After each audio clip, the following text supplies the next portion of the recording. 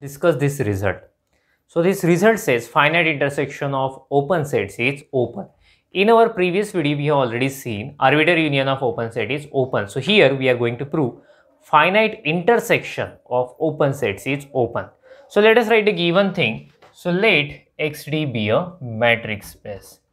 Let XD be a matrix space. Let U1, U2 and so on UN be open sets. Okay, I will mention here open sets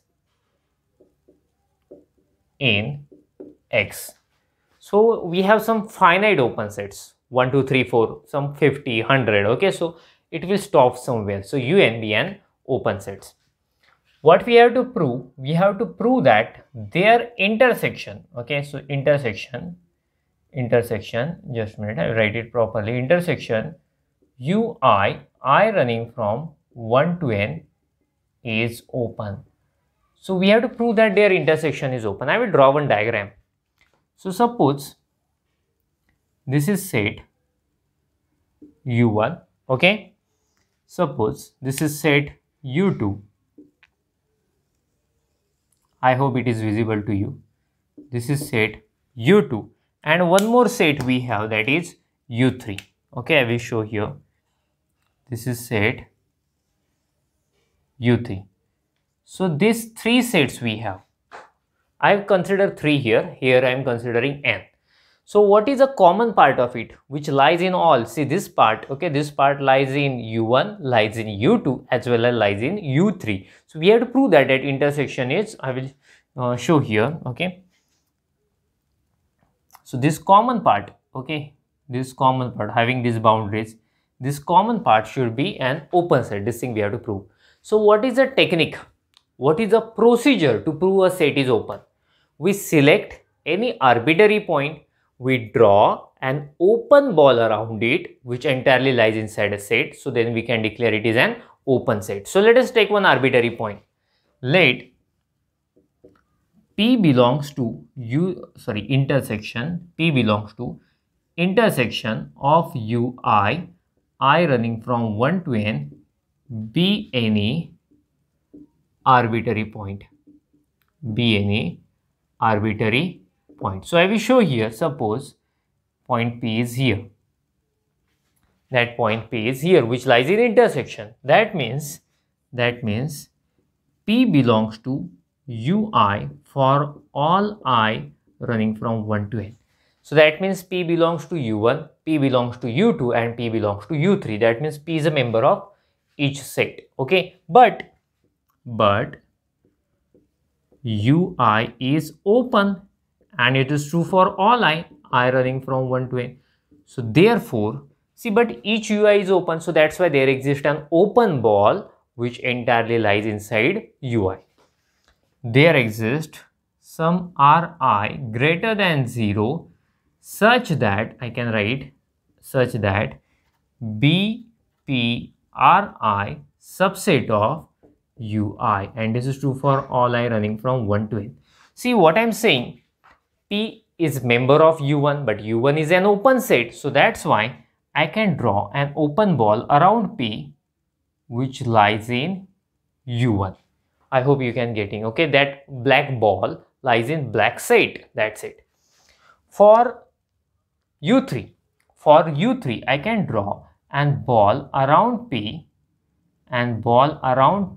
which entirely lies in U3. Getting? And for U2, I can draw ball around P which entirely lies in U2. You are getting? So red ball lies in red set, blue ball lies in blue set and black ball lies in black set. So in this way we have, okay. So what will I do? Let R, okay, what I'm doing, R is equal to minimum of R1, R2 and so on Rn. So what we are getting for each set, we are getting each radius. For U1 we are getting radius R1, for U2 we are getting radius R2, for UN we are getting radius Rn. So I am selecting a minimum of them. In this diagram you can easily see what is the minimum radius. R2, getting now U2 for U2. We are having a very small ball. So definitely that small ball lies in each set. It lies in U2, but as well as it lies in U1 and U3 also, getting? So that will be the whatever the minimum, that will be R. Then that ball BXR will be subset of BXRI for all I running from 1 to n. I hope you are getting, okay? So see, that ball lies in first ball, lies in second ball, lies in third ball. Maybe we will have equality also, okay? So that's why it lies in this one. See, BXR subset of BXRI and B point is P, by mistake I took X, P. So B comma R subset of BPRI and BPRI subset of UI. So we can say A subset of B and B subset of C. So that's why A subset of C. So I will clearly mention 1 and 2. See, from 1 and 2, what can I write? B, P, comma R subset of UI for all I running from 1 to n. So A subset of B, B subset of C. So that's why A subset of C. This thing we have. Getting? So it is subset of UI for each I. So that means this ball subset of U1, this ball subset of U2, this ball subset of U3 and this ball subset of UN. So if it is subset of each set, so it lies in intersection. Getting? So therefore B, P, R subset of intersection of UI I running from 1 to n. Since it is subset of each set, so that's why it is a subset of its intersection also. So we started with P is an arbitrary element of intersection, and we could find, an open ball around it, which is again subset of intersection. Okay, so therefore we can declare intersection is an open set. You can make a screenshot of it. After that we will go further. Okay, so for that arbitrary point we have got an open ball, okay, which is again a subset of intersection. So therefore I can declare, so therefore intersection of UI I running from 1 to n is an open set. So in this way we proved finite intersection of open set is an open set. Okay, see, finite intersection of open set is open, but arbitrary intersection of open set need not be open. In previous video, what we have seen, arbitrary union of open set is open, and here we have proved finite intersection of open set is open, but arbitrary intersection of open set need not be open. Okay, so you can make a screenshot of this one, and after that we will go for the next example. So let us prove that arbitrary intersection of open set need not be open. Okay, we will prove it by giving a counter example. So let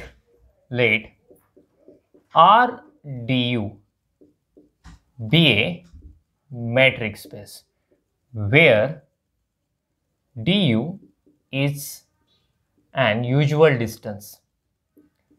Usual, that means our regular distance. Okay, d of xy is equal to mod x minus y.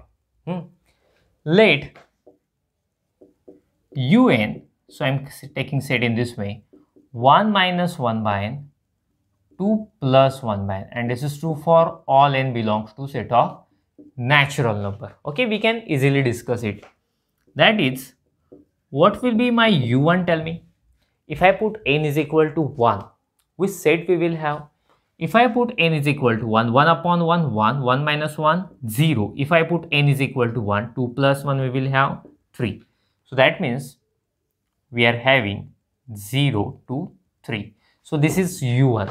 Okay, so 1.1 and 2 are here. Next, u2.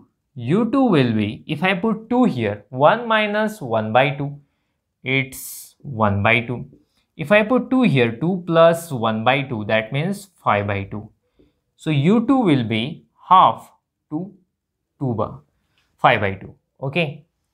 u3 will be, if I put 3 here, 1 minus 1 by 3. So that means we will have 2 by 3, and 2 plus 1 by 3.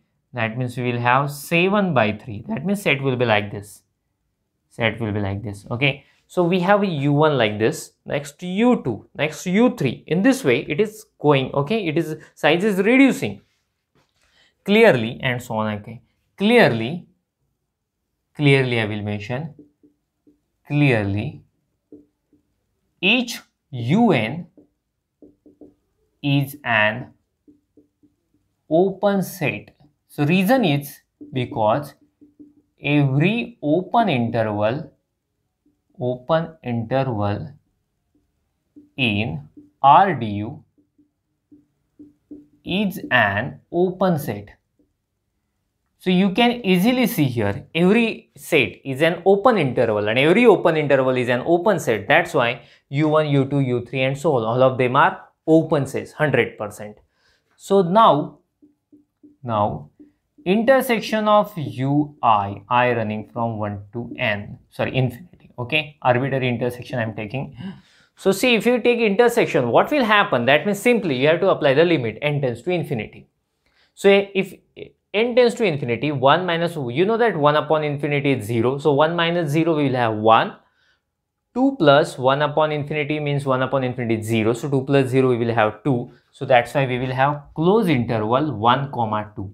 So I am taking close interval because n can never be infinity. Actually, it's a natural number. Okay, simply we are applying the limit. So that's why we have a close interval 1 comma 2. So it is not open interval. It is not an open set, because if you consider point 2 and if you draw any small ball around 2, definitely it will go outside the set. So it is not an open set. I will clearly mention it is not an open set. So that's why what we conclude, so that means each set is an open set, but if you take their intersection, arbitrary intersection, then we are not getting an open set. So that's why finite intersection of open set is open, but arbitrary intersection of open set need not be open. Okay, so in this way we proved. Okay, you can make a screenshot of it and after that we will stop. Thank you. Bye bye.